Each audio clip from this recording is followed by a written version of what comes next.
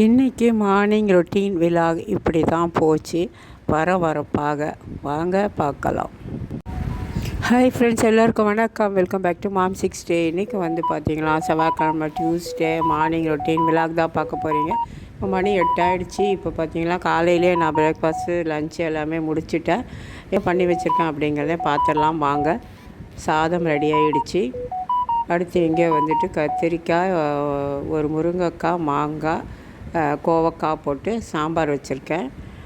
அடுத்து வந்துட்டு இங்கே வந்துட்டு கோவக்காய், கத்திரிக்காய், உருளைக்கிழங்கு, நூல்கோல் போட்டு வெங்காயம் தக்காளி போட்டு பொரியல் செஞ்சுருக்கேன். அடுத்து இங்கே வந்து ஒரு 3 முட்டை வேக வச்சு வறுத்து வச்சுருக்கேன். அடுத்து இங்கே வந்து தயிர் இருக்குது. அப்புறம் இங்கே வந்து பொட்டுக்கடலை தேங்காய் சட்னி அரைச்சி வச்சுருக்கேன். தயிர். காலையில் ஒரு கூத்து நடந்துச்சு. என்ன பார்த்திங்கன்னா, இடியாப்பத்துக்கு மாவு பிசைஞ்சு புழிஞ்சு விட்டு கடைசியில் என்ன ஆச்சுன்னா, இப்போ இட்லி போட்டிருக்கேன் பாருங்கள். இட்லி வந்திருக்கு. இடியாப்பம் களி மாதிரி வந்துருச்சு. அதனால் அப்படியே நிறுத்திட்டேன். மாவையுமே நிறுத்திட்டு நான் இட்லி ஊற்றிட்டேன். இட்லிக்கு சட்னி ரெடி பண்ணிட்டேன். அதுதான் இப்போ காலையில் சாப்பிட போகிறோம். எனக்கு கூழ் இருக்குது, நான் குடிக்க போகிறேன். இப்போ லஞ்சுக்கு வந்து பேக் பண்ணிவிட்டேன். சாம்பார் சாதம், முட்டை பொரியல், தயிர் சாதம் எல்லாமே வந்து பேக் பண்ணியாச்சு. அடுத்து வந்துட்டு இங்கே இன்னொரு விஷயமும் ஒன்று நடந்தது. அது என்னன்னு சொல்கிறேன். வத்தல் வந்து காய போட்டு 2 நாளாக வந்து ஒரு நாள் தான் காஞ்சிது. மீதியை வந்து இப்படியே போட்டே வச்சுருக்கிறோம். நிழல் உணர்த்தலாகவே ஃபேன் கீழே இப்போ ஸ்டவ் மேலே வச்சுருக்கேன். அடுத்து வந்து இட்லி மாவு அரைச்சி போடும்போது கொஞ்சம் உளுந்து எடுத்து வடைக்கு போடலான்னு வச்சுருந்தேன். அதனால் இட்லி வந்து கல் மாதிரி ஆகிடுச்சு. அதனால் அந்த மாவை எடுத்து கொஞ்சம் ஒரு கரண்டி இட்லி மாவை சேர்த்து ஒரு 8 மணி நேரம் புளிக்க வைக்கலான்னு போட்டு வச்சுருக்கேன். இது புளிச்சோன்னு எடுத்து அந்த மாவில் மிக்ஸ் பண்ணிட்டோம்னா இட்லி நல்லா சாஃப்டாகிடும். இந்த டிக்ஸு நீங்கள் வேணால் யூஸ் பண்ணிக்கோங்க, தப்பாக எதாவது பண்ணியிருந்தீங்கன்னா. அடுத்து வந்துட்டு இங்கே வந்துட்டு லஞ்சு பண்ணியாச்சு. அடுத்து கூழ் காய்ச்சினேன் நேற்று, ராகி கூழ். அது கட்டி கூழ் அப்படியே இருக்குது.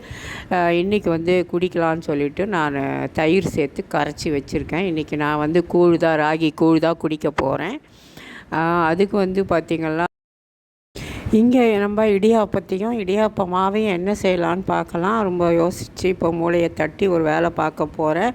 இப்போ வந்துட்டு நான் என்ன செய்ய போகிறேன் பார்த்திங்கன்னா, ஒரு 2 கிளாஸு தண்ணி வச்சுருக்கேன் அடுப்பில், குக்கரில். இந்த மாவை வந்து ஒரு 2 கிளாஸ் தண்ணி ஊற்றி கரைச்சி அதை வந்துட்டு நான் வந்து அந்த கொதிக்கிற தண்ணியில் சேர்த்துட்டேன். அதிலே ஒரு 3 பச்சை மிளகாவையும் அரைச்சி சேர்த்துட்டேன். கொஞ்சமாக உப்பு சேர்த்து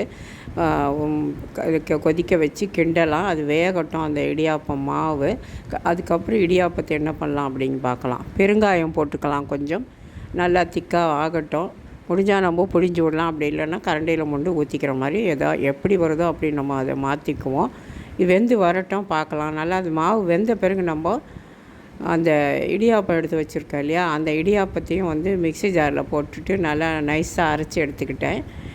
இப்போ இது வெந்த உடனே மாவு இந்த அரைச்ச இடியாப்பத்தையும் இதுலேயே கடைசியாக சேர்த்து ஒரு கிண்டி இறக்கிக்கலாம். ஏன்னா ஏற்கனவே வெந்த மாவு இல்லையா, அது ரொம்ப நேரம் வேக விடக்கூடாது. அதனால் இந்த பச்சை மாவு வெந்து வரட்டும். இப்போ இந்த அரைச்சி வச்ச இடியாப்பத்தையும் அதோடைய சேர்த்து நல்லா கைவிடாமல் கட்டி இல்லாமல் நல்லா கிளறி எடுத்துக்கிறேன். பக்கத்தில் இன்னும் ஒரு டம்ளர் தண்ணி வச்சு நான் அதில் சேர்த்துக்கிட்டேன். மொத்தம் ஒரு 5 டம்ளர் தண்ணி தேவைப்பட்டுச்சு அந்த இடியாப்பம் மாவுக்கும் இடியாப்பத்துக்கும். இப்போ எல்லாத்தையுமே நல்லா மிக்ஸ் பண்ணி விட்டுக்கலாம். உப்பு கொஞ்சம் பத்தலை சேர்த்தாச்சு. இப்போ நல்லாவே கிளறி எடுத்தாச்சு. ஒரு ஸ்பூன் சீரகம் சேர்த்துக்கிறேன். இப்போ எல்லாம் மிக்ஸ் பண்ணிட்டு அதை பாருங்கள், தண்ணி கொஞ்சம் வச்சுருக்கேன், எதுக்கும் தேவைப்பட்டால் ஊற்றிக்கலாம் அப்படின்னு சொல்லிட்டு. இப்போ எல்லாத்தையும் மிக்ஸ் பண்ணி நம்ம வந்து ஆற வச்சுக்கலாம். ஆறட்டோன்னு கொண்டு போய் நம்ம மாடியில் வத்தலாக போட போகிறோம். வாங்க அது எப்படின்னு பார்க்கலாம். இப்போ அது கூடவே வந்து ஒரு 4 காஞ்ச மிளகாவையும் பொடி பண்ணி எடுத்து சேர்த்துக்கிறேன். கொஞ்சம் காரசாரமாக வேணும்னு அதுக்காக கொஞ்சம் அதை சேர்த்து மிக்ஸ் பண்ணி கிண்டி எடுத்து ஆற வச்சுட்டேன். கொஞ்சம் எலுமிச்சைப்பழம் ஜூஸையும் பிழிஞ்சு விட்டேன், ஒரு அரைப்பழம். அவ்வளோதான், வச்சு ஆறட்டும். இப்போ நம்ம வந்து அதை எடுத்து போட்டுக்கலாம். இங்கே வந்து ராகி கூழை வந்து தயிர் உப்பு சேர்த்து நல்லா கரைச்சி வச்சுருக்கேன். அதை தான் இன்றைக்கி நான் குடிக்க போகிறேன். அதுக்கு வந்துட்டு சின்ன வெங்காயம் கட் பண்ண கூட எனக்கு நேரம் இல்லை. அதனால் வந்துட்டு நான் மிளகா தான் வந்துட்டு மோர் மிளகா வறுத்து வச்சுருக்கேன். நான் மாடியில் போயிட்டு வத்தலை வந்து மொண்டு கரண்டியில் ஊற்றிட்டேன். நான் அது காட்டல, நான் அப்புறமா காட்டுறேன். அவ்வளோதான், இதை நான் குடிக்க போகிறேன். மீதி கட்டி கூடு இருக்குது, அதை நான் எடுத்து நாளைக்கு வச்சுடுவேன். ஃப்ரெண்ட்ஸ், இப்போ வந்து பார்த்திங்கன்னா நான் மாடியில் வத்தல் போட்டிருந்தேன். ஈவினிங் எடுத்துன்னு வந்துட்டேன், மழை வர மாதிரி இருக்குன்னு. இப்போ அப்படியே ஃபேன் கீழே ஆற வச்சுருக்கேன். இன்னும் நாளைக்கு வெயிலில் காய வச்சுட்டு நான் எப்படி இருக்குது அப்படிங்கிறதையும் காட்டுறேன்.